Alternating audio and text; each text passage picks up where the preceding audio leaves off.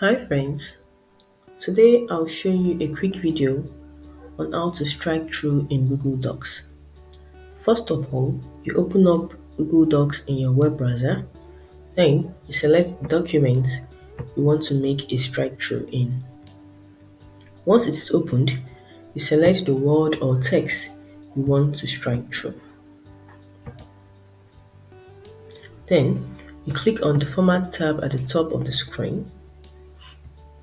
You click on the text and in the options that appear, you click on Strike Through. Now you can see that the text has been striked through. To undo it, you press your Ctrl plus Z in your keyboard, or you go to the Format tab, the text, and you select Strike Through, and it has undo it. So guys, that is it. Easy and quick. You have successfully strike through a text in Google Docs. Hope this helped you out.